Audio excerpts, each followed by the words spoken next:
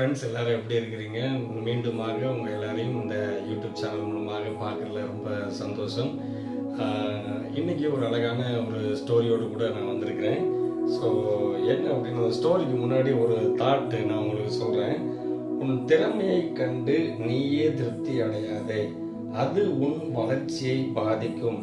நீ போக வேண்டிய தூரம் வெகு தூரம். உன் திறமையை கண்டு நீயே திருப்தி அடையாதே, அது உன் வளர்ச்சியை பாதிக்கும். நீ போக வேண்டிய தூரம் வெகு தூரம்.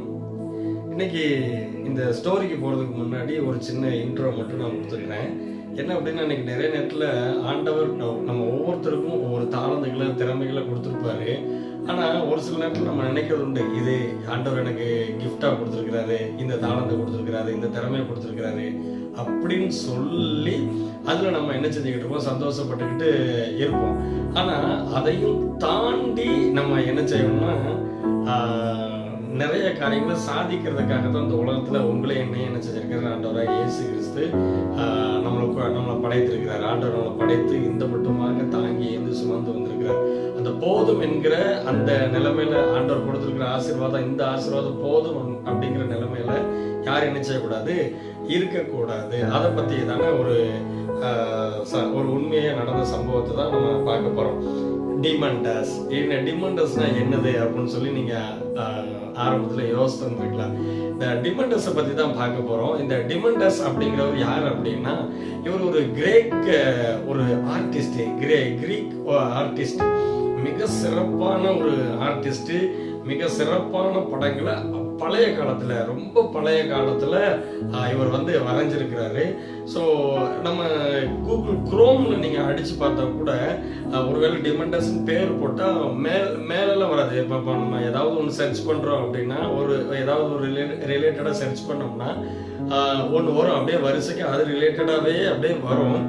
எது மக்கள் அதிகமாக தேடலையோ அது என்ன செஞ்சிருன்னா கீழே போயிடும். நான் என்னுடைய தனிப்பட்ட முறையில் நான் அந்த டிமண்டஸோடைய பேரை நான் தேடும் போது பார்த்தீங்கன்னா எதுவுமே ஃபர்ஸ்ட்ல வரவே இல்லை. ரொம்ப கடைசி பேஜஸ் கிட்ட வந்த மாதிரி தான் வந்துச்சு. அதுவும் பார்த்தீங்கன்னு வச்சுக்கோங்க, ஒரு சரியான அவருடைய படம் நெட்ல இல்லை. அப்போ அந்த காலத்திலேயே ஆனா இருக்கு, ஒரு 2 படம் இருந்துச்சு. அந்த 2 படங்களும் ரொம்ப ஓல்டு, ரொம்ப ஒரு பழைய படங்களா என்ன செஞ்சு இருந்துச்சு. சரி, இப்போ நான் எதுக்கு சொல்ல வரேன் அப்படின்னா, ஏன்னா அந்த அளவுக்கு இந்த ஒரு புகழ்பெற்ற ஒரு ஓவியன், இந்த ஓவியனுடைய திறமை நான் ஒரு புத்தகத்துல நான் படிச்சேன். அந்த படிச்சது இந்த கதை எனக்கு ரொம்ப பிரயோஜனமா இருந்துச்சு. ஸோ அதனால நான் உங்களுக்கு சொல்லலாம்னு சொல்லி நான் ஆசைப்படுறேன். சரியா? இந்த டிமண்டஸ் இவர் ஒரு கிரேக் ஆர்டிஸ்ட், நல்ல ஒரு சிறப்பான ஒரு ஆர்டிஸ்ட். படம் வரைவதற்கு தன்னுடைய டீச்சர், தன்னுடைய ஆசிரியர்கிட்ட எந்த அளவுக்கு பாடம் கற்றுக்கொள்ள வேண்டுமோ அந்த அளவுக்கு அவர் பாடம் கற்றுக்கொண்டு ஓவியத்துல நிறைய நுணுக்கங்களை அவர் என்ன செஞ்சாருன்னா கத்துக்கிட்டார். அப்போ கத்துக்கிட்டு சும்மா இல்லை, தன்னுடைய ஆசிரியர்கிட்ட இந்த படங்கள் எப்படி வரையணும், இந்த படங்கள் எப்படி வரையணும்னு சொல்லி நிறைய கேள்விகள் கேட்டு, நிறைய அந்த தன்னுடைய ஆசிரியர்கிட்ட நிறைய கொஸ்டின்ஸ் எல்லாமே கேட்டு கேட்டு கேட்டு கேட்டு அவர் என்ன செஞ்சாருன்னா தன்னுடைய ஓவிய திறமைய வளர்த்துக்கிட்டார். அப்படி ஒரு கஷ்டப்பட்டு ஒரு ஓவியத்தை என்ன செஞ்சாருன்னா ரொம்ப அரும்பாடுபட்டு ரொம்ப பிரயாசப்பட்டு என்ன செஞ்சாரு, ஒரு ஓவியத்தை வரைஞ்சிட்டு தன்னுடைய ஆசிரியர்கிட்ட போய் காட்டாரு. சார் இங்க பாருங்க, நான் வரைந்த ஓவியத்தை பாருங்க சார் அப்படின்னு சொன்ன உடனே அவர் பார்த்தோன்னே ஆசிரியருக்கு தன்னுடைய மாணவன் இப்படிப்பட்ட ஒரு அழகான ஓவியம் வரைஞ்சிருக்கானே அப்படின்னு சொல்லி ரொம்ப சந்தோஷப்பட்டார். அந்த சந்தோஷத்துக்கு அளவே இல்லை. அப்போ அந்த ஓவியத்தை என்ன செஞ்சிருக்கிறாங்க, வச்சிருக்கிறாங்க. வர்றவங்க போறவங்க எல்லார்ட்டையும் டிமண்டஸ் சொல்றாரு, ஆகா, என்ன மாதிரி ஒரு ஓவியம் இந்த உலகத்துல என்ன செய்யாது கிடையாது அப்படிங்கிற ஒரு எண்ணத்துல என்ன செஞ்சிருக்கிறாரு, ஓவியத்தை வச்சு எல்லாரும் முன்னாடி ஒவ்வொருத்தருக்கையா இந்த ஓவியம் நான் வரைஞ்சது அப்படின்னு சொல்லி தன்னை பற்றி கொஞ்சம் பெருமையாக அந்த இடத்துல சொல்லவும், இந்த ஓவியம் வரைவதற்காக அவர் என்ன பாடுபட்டார், என்னென்ன பிரயாசங்களை எடுத்துக்கிட்டார் அப்படிங்கிறதையும் ஒவ்வொருத்தருக்கையா சொல்ல ஆரம்பிச்சார். இது நாட்கள் போய்கிட்டே இருந்துச்சு. இது ஆசிரியர் பார்த்துக்கிட்டே இருந்தாரு, இந்த டிமண்டஸுடைய ஆசிரியர் பார்த்துக்கிட்டே இருந்தாரு.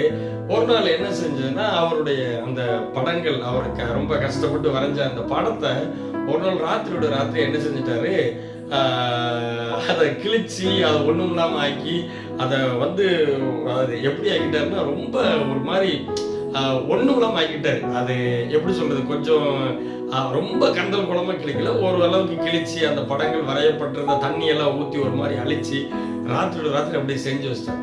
மறுநாள் காலையில் டிமண்டஸ் தன்னுடைய ஓவியத்தை பற்றி மற்றவங்களோட சொல்றதுக்காக அந்த அறைக்குள்ள வராரு. அவருடைய ஓவியம் வந்து அப்படியே பாழாக்கப்பட்டு கிடந்த உடனே பயங்கர கோபம் டிமண்டஸுக்கு. நேரம் தன்னுடைய ஆசிரியர்கிட்ட போறாரு. சார், யார் சார் எதனால யார் சார் என்னுடைய படத்தை வந்து இப்படி இதாக்கிட்டாங்க, யார் சார் என் படத்தை கிழிச்சு அதை ஒண்ணுமில்லாம ஆக்கி விட்டது, நான் எவ்வளவு கஷ்டப்பட்டு வரைஞ்சேன் தெரியுமா, இதற்காக நான் எவ்வளவு முயற்சி எடுத்தேன் தெரியுமா அப்படின்னு சொல்லி ரொம்ப வந்து இந்த டிமண்டஸ் வந்து தன்னுடைய சார்கிட்ட வந்து அப்படியே சண்டைக்கு போற மாதிரி இருந்தார். அப்போ டிமண்டஸ் உடைய ஆசிரியர் சொன்னாரா, ரொம்ப கூலா சொன்னாரா, டிமண்டஸ் அது வேற யாரும் கிடையாது, நான் தான் நேற்று நைட்டு என்ன செஞ்சேன்னா உன்னுடைய ஓவியத்தை வந்து தண்ணி ஊற்றி அழிச்சு போட்டு அதை கிழிச்செல்லாம் நான் போட்டு வச்சிருக்கேன் அப்படின்னு உடனே இந்த டிமண்டஸ்க்கு பயங்கர கோபம். ஏன்னா கஷ்டப்பட்டு வரைஞ்ச படம், ரொம்ப பிரயாசப்பட்டு நிறைய நுணுக்கங்களை பயன்படுத்தி வரைஞ்ச அந்த ஓவியம் தன்னுடைய ஆசிரியரே இப்படி செஞ்ச உடனே இவ சின்ன பையங்கன்னா சப்புன்னு நினைச்சிருவாங்க, அடிச்சிருவாங்க. பெரிய அப்படின்னு உடனே இவர் ரொம்ப யோசிக்க ஆரம்பிச்சாராம்.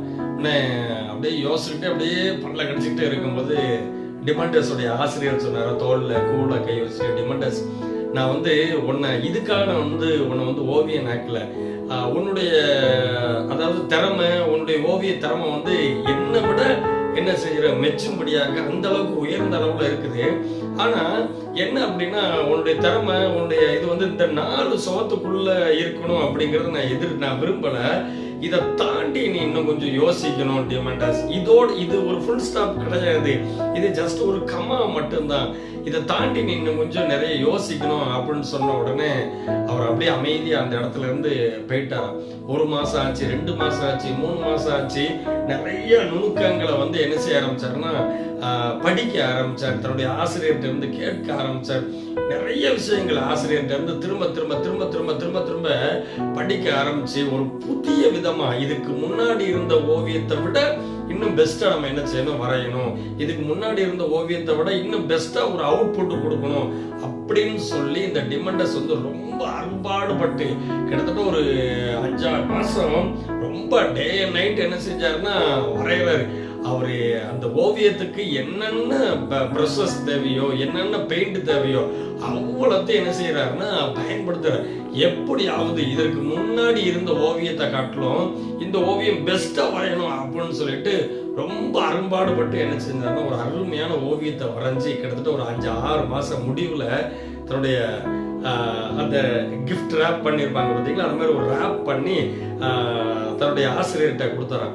அந்த ஆசிரியர் அந்த ரேப்பரை அதை எடுத்துட்டு அந்த ஓவியத்தை பார்த்த மறு செகண்டே அந்த ஆசிரியருடைய கண்கள்ல இருந்து அப்படியே தண்ணி வர ஆரம்பிச்ச உடனே என் ஆனந்த சந்தோஷம் அப்படியே கண்கள்ல தண்ணி வருது. வந்த உடனே டிமண்டஸ், இப்பேற்பட்ட ஒரு ஓவியத்தை தான் நான் வந்து உன்கிட்ட எதிர்பார்த்தேன், பரவாயில்லையே, இந்த ஓவியத்திற்கு என்ன காரணம், என்ன முயற்சி? டிமண்டஸ் சொன்னாரா, நீங்க தான் காரணம், நீங்க தான் வந்து என்னுடைய பழைய ஓவியத்தை வந்து என்ன செஞ்சிட்டீங்க, கிழிச்சு போட்டீங்க, ஒண்ணுமில்லாம ஆக்கிட்டீங்க. ஒருவேளை நீங்க அந்த பழைய ஓவியத்தை நீங்க அப்படியே வச்சிருந்தீங்கன்னு வச்சுக்கோங்களேன், நான் சரி இதுதான் ஃபைனல் அப்படின்னு நான் நினைச்சுக்கிட்டு இருப்பேன். ஆனா நீங்க அந்த ஓவியத்தை கிழிச்சு போட்டதுனாலதான் நான் இன்னும் முயற்சி எடுக்க என்னால முடிஞ்சிச்சு. ஒருவேளை நீங்க இப்போ இந்த செகண்ட் நீங்க இந்த ஓவியத்தை கிழிச்சு போட்டாலும் அடுத்து இதை காட்டிலும் பெஸ்டா வரையறதுக்கு எனக்கு நல்ல நாலேஜ் வந்து ஆண்டவர் கொடுத்திருக்கிறார், கடவுள் கொடுத்திருக்கிறார் அப்படின்னு சொல்லி டிமண்டஸ் தன்னுடைய ஆசிரியர்கிட்ட சொன்னார். மறுபடியும் ஆசிரியர் தோல்ல தட்டிக்கிட்டு, டிமண்டஸ், இதைத்தான் நான் உங்ககிட்ட எதிர்பார்த்தேன் டிமண்டஸ், இந்த வார்த்தையை தான் நான் உங்ககிட்ட எதிர்பார்த்தேன். இப்பேற்பட்ட ஒரு தாளந்து திறமை ஒன்னால வந்தது கிடையாது, இது கடவுள் ஆண்டவர் உனக்கு கொடுத்த திறமை. ஸோ இன்னும் நீ அப்டேட் ஆகி என்ன செஞ்சுக்கிட்டு இருக்கணும், போய்கிட்டு இருக்கணும்னு சொல்லி அவரை பாராட்டினாராம்.